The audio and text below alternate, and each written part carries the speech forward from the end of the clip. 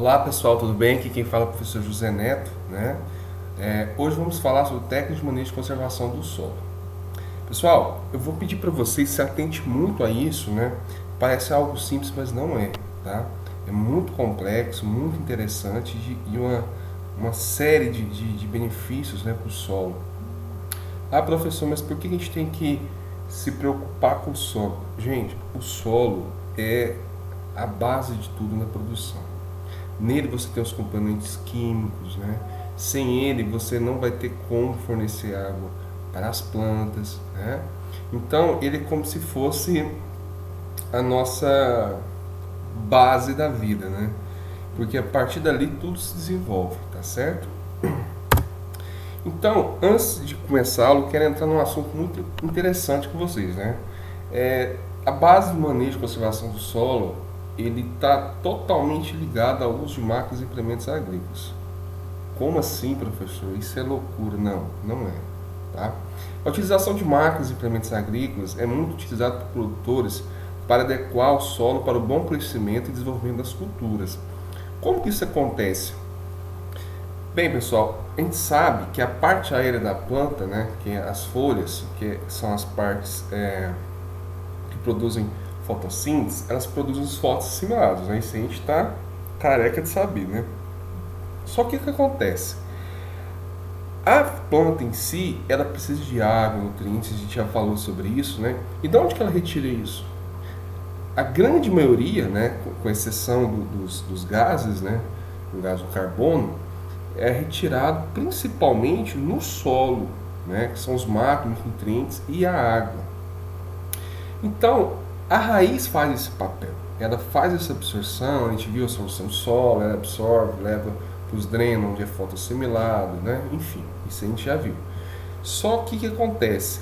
Pensa comigo aqui, um solo que esteja compactado, ele vai conseguir desenvolver bem? A raiz vai crescer? Você concorda comigo? Quanto mais bem desenvolvida a raiz, tanto as principais quanto as secundárias, né?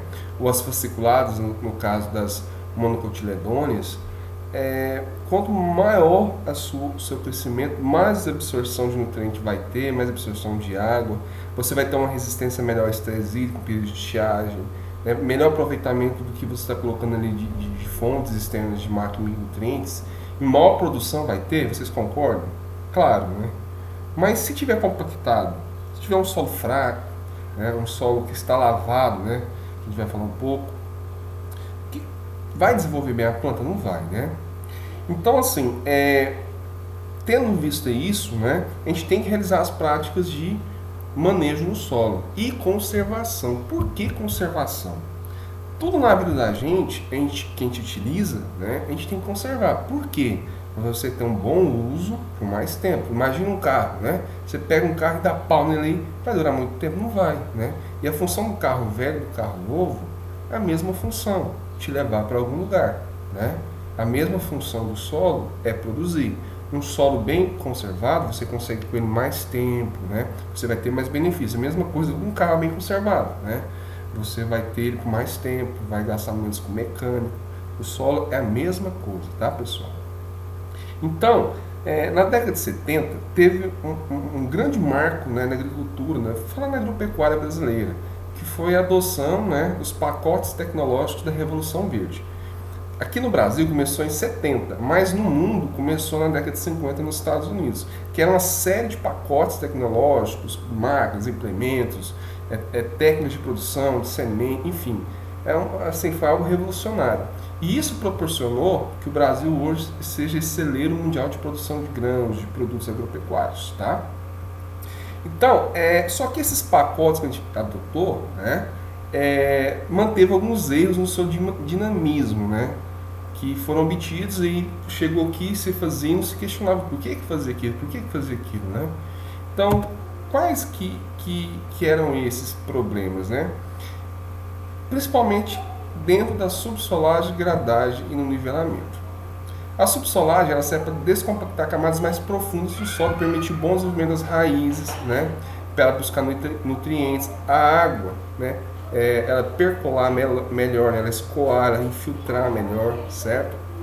e conseguir maior produção. A gradagem serve para quebrar partículas maiores, né, do solo, deixar ele mais pulverizado, né? E o nivelamento serve para deixar o solo nivelado, facilitar o manejo de culturas, passar máquinas, implementos agrícolas, enfim. Só que o que acontece? Né? Aqui, esse é um exemplo de um subsolador, né? Aqui o verdinho é um subsolador, tá? Aqui do lado dele, ele trabalhando. Embaixo você tem uma grade e uma niveladora, né, trabalhando. Só que é o problema disso aí, professor? Bem, em países muito frios, né, a gente tem as 4 estações do ano muito bem definidas: primavera, verão, inverno e outono, tá certo? Só que o inverno é muito rigoroso, principalmente questão de neve, né, gelo, durante 4 meses. Pensa aquela massa de água congelada, bem densa em cima do solo. Isso fazia uma compactação massiva, né? Então lá tinha que se fazer todo pré-plantio depois do inverno, uma subsolagem, 2 gradagens, 2 arações. Isso para lá, né? Com bom desenvolvimento das raízes, em climas muito frios. Só que no Brasil, isso é adotado até hoje, né? Ah, professor, mas na minha propriedade, onde eu trabalho, não faz isso. Parabéns. Só que a realidade é outra, né? Então o que acontece?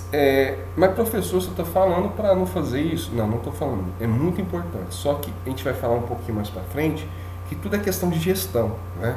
Se você entra numa área agora que você vai gerir, você vai administrar, você vai cultivar, você tem que primeiro, né, ver se as condições do solo estão boas. Se não estão, é necessário que você faça uma subsolagem, uma gradagem, uma oração. Isso é primordial. Ah, mas a gente só vai fazer plantio direto, a gente não vai fazer isso. Não, beleza, pode fazer plantio direto.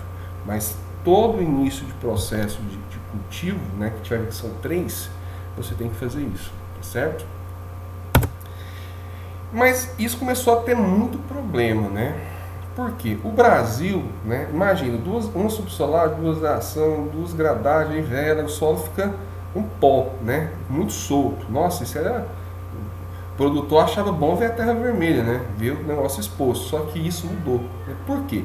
O Brasil, a gente tem altos índices pluviométricos anuais, né? Então, você tem a perca do solo por escorrimento de enxurradas, que vai causar outros problemas, como erosão no solo, formar as mossorocas. Você vai acelerar leitos de águas, né? Como rios, córregos, né? Você vai perder macro e micronutrientes através da lixiviação e percolação, né? Você vai perder aquilo que você está colocando, né? Os solos, eles ficavam descobertos no inverno. Professor, mas isso não é problema, não está chovendo no inverno aqui no Brasil, mas sim, é um problema. Por quê? O vento, as ações de intempéries, né? De interperismo, que a gente já viu, atuam ali, né?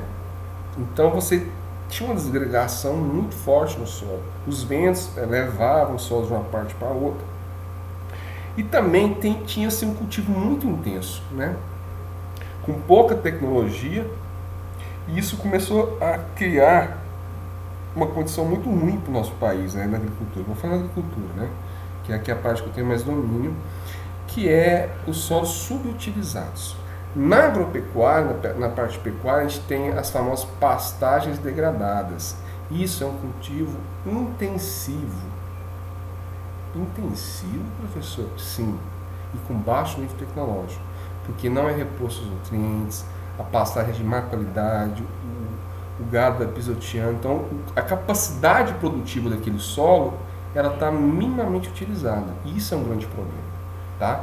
Então, com esses pacotes verdes que veio, com a Revolução Verde e tal, a gente começou a ter esses problemas. Mas as coisas começaram a mudar, né? Soluções. Tendo esses problemas apresentados, que eu já falei para vocês, o tipo, né, de manejo do solo foram divididos em 3. Os convencionais, que é aqueles, né, que eu falei para vocês, uma subsolagem, geração, gradagem, toda a área cultivada. Conhecido como sistema tradicional, mas já melhorado para a nossa realidade.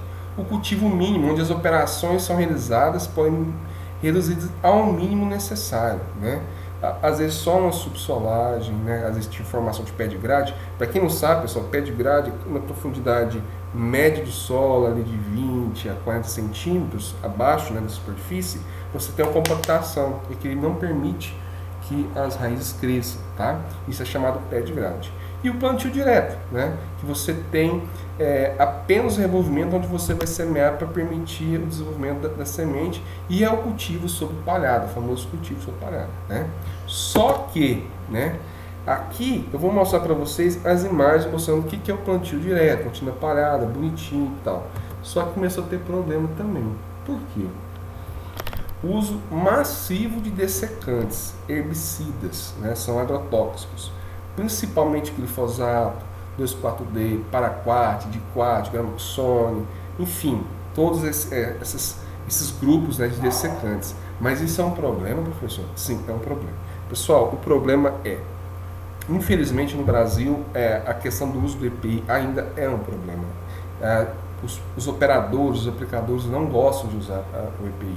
Isso é totalmente errado. Então você está expondo ou você a um colaborador seu ao risco, né? Tem as questões ambientais, né? Tem a questão das plantas elas sofrerem, né, ou se adaptarem a uma resistência a essas moléculas, não cada vez usar mais para conseguir combater, né? Surge molécula nova e ela se perde porque não faz a recomendação correta, não faz a mistura correta, né? Então você perde a tecnologia e outra, onera muito custo, você aumenta. Relação carbono-nitrogênio, professor, o que é isso? É a relação da matéria seca no solo, né, que você tem a aceleração da decomposição. Quanto maior a relação carbono-nitrogênio, né, vamos dizer assim, carbono está 8 e nitrogênio está 1, né, mais demorado é a decomposição daquela pagada. Se for 1 para 1, nossa, isso seria excelente, só que isso a campo é impossível, né? Então você tem essa dificuldade. Então isso começou a aparecer o que? Muita palhada demais, né? E isso começou a causar problemas. Quais problemas, professor? Você tinha dificuldade, embochamento de implemento agrícola, dificuldade de manejar o solo, né? Aumentava os custos, né? Porque tinha que entrar com mais maquinário, mais implemento, mais dessecante, né? E um risco muito elevado de queimadas. Pô, professor, você está falando mal do uso de máquina implementar agrícola, agora está falando mal do plantio direto? Não. Solução para vocês. Nem tanto o mar, nem tanto a terra. Tá?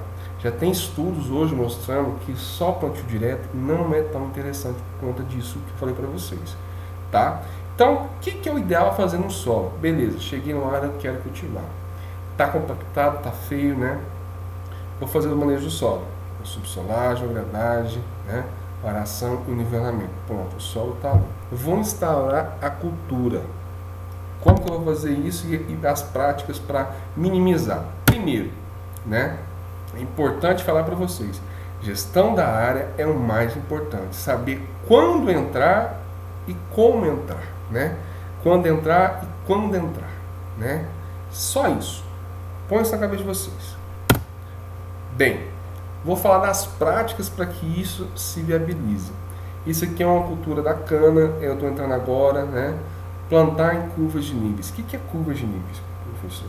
É de acordo com a topografia do solo, você vai tentar, né, cultivar de acordo com o declive do relevo, né? Então você vai cultivar, né, em sistemas que a gente fala paraidais, né, que são esses círculos, né? Por que isso é importante? Porque choveu ou irrigação, em vez dela ganhar velocidade, imagina, você coloca uma biloca, né, no terreno, você solta ela, não tem nada impedindo ela, vai, pega a velocidade e vai, né?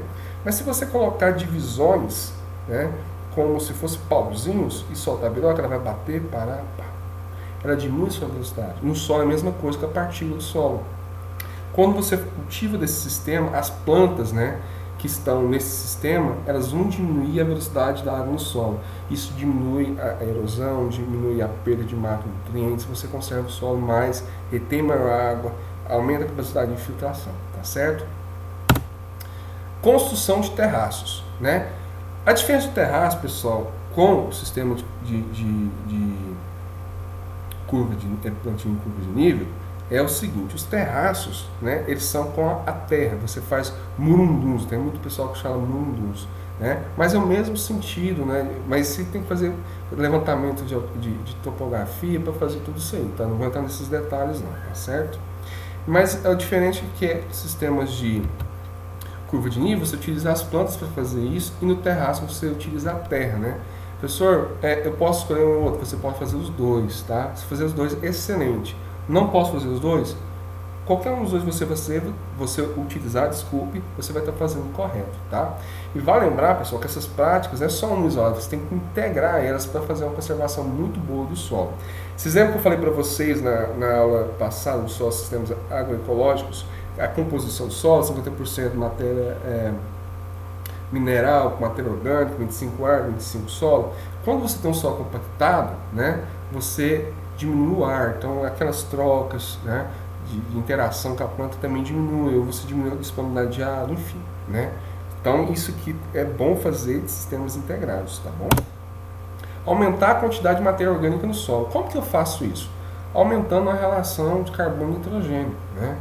Ah, professor, eu vou jogar ureia lá? Não precisa. Pessoal, esse ano, no inverno, eu vou falar de cultura do inverno, eu cultivo milheto. Milheto é uma poácea, né, da família do milho. Ele é o maior produtor assim, para mim, né, e com mau baixo custo de matéria seca no solo. Ela vai ter uma alta relação carbono-nitrogênio, então ela vai ficar aquela palhada. No outro ano, quando você cultivar, você cultiva uma fabácea, né, que é da mesma família da soja. Por quê?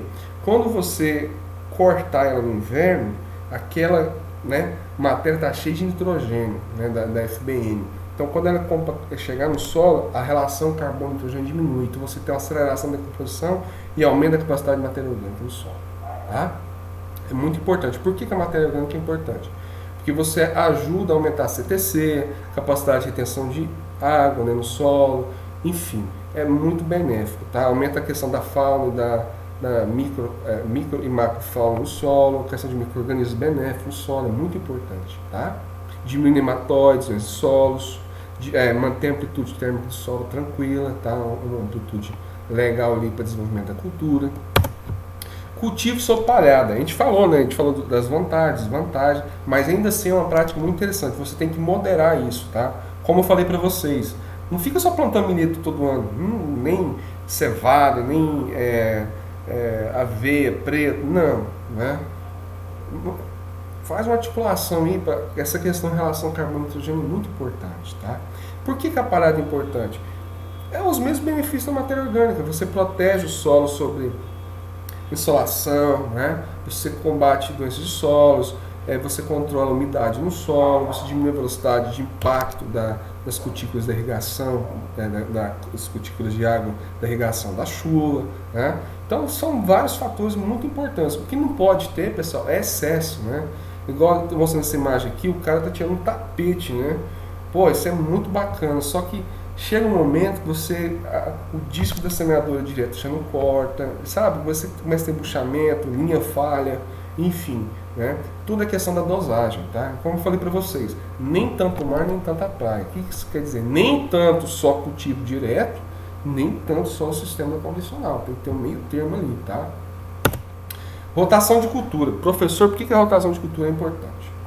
Por aquilo que eu falei, né? Você diferenciar, né, os tipos de matéria seca no solo. Agora tem uma matéria seca de gramíneas aqui, que são as poáceas, né? Mas aí o ano que vem eu vou continuar as fabáceas. Você, além de estar fazendo essa questão do solo, remanejando, ciclando nutrientes, aproveitando nutrientes, você vai estar o quê? Contribuindo para diminuir a incidência de pragas e doenças e plantas espontâneas, que a gente vai falar nas outras aulas, né, de manejo de integrados, de pragas e doenças. Mas é muito interessante, pessoal, a rotação de cultura. Só que ninguém segue da forma correta, porque o pessoal acha que a rotação de cultura, esse ano eu plantei soja no outro milho, no outro soja no outro milho. Não. Você tem que cultivar nos sistemas de rotação de cultura, de forma ideal, a gente fala a forma perfeita. Esse ano eu plantei milho, no ano que vem eu plantei soja. No outro ano eu vou plantar tomate. Por quê? São famílias diferentes, né? E poucas doenças ou pragas, né, com insetos, né, elas conseguem contaminar verticalmente, tá? Então você quebra o ciclo da doença e das pragas, além de contribuir para o solo, né, a questão da qualidade do solo. Cultivares de inverno, né, são as que eu já falei, mucuna preta, né, crotalária, aveia branca, aveia preta, estilosante, a própria braquiária também está utilizando muito também. Eu falei para vocês aqui, como exemplo, a família do milho, Pô, gente, me fugiu o nome aqui agora. Milheto, desculpa, tá? O milheto. Então, por que chama cultura do inverno? Porque pra gente aqui a gente cultiva mais no verão, né? Porque você tem, tá na primeira e segunda safra, mesmo que toda ela não vai estar no verão, mas você aproveita as chuvas nesse período para cultivar. O inverno é um período seco, né? Só que essas plantas, elas têm uma alta capacidade de resistir ao estresse hídrico, né? Além dos outros benefícios, né? Fixar nitrogênio no solo, palhada, né? Proteger o solo contra ações do vento, chuva, né? Enfim. Só que tem uma técnica, pessoal. Vocês não podem deixar isso para o inverno. A gente fala sementear. Por quê? Porque se ela sementear, ela vai cair no chão, que ela vai virar um banco de semente, vai virar uma bagunça, né? Então o ideal é que antes delas começar a sementear, você vem com a dessecação ou roçagem, tá? Para incorporar em cima da superfície essa matéria, certo? Pessoal, a aula de hoje foi essa, espero que vocês tenham gostado, bem levezinha, mas por quê? O melhor de tudo, eu separei para vocês um material extra, né, complementar, muito bacana, falando tudo sobre isso, né? Falei bem resumido para não ficar muito chato de vocês estudar, chato de vocês entenderem. Que vocês podem procurar, ler, dar uma folheada, que vocês vão achar muito mais coisas, tá certo? Espero que tenham gostado, até a próxima aula, um beijo, tchau!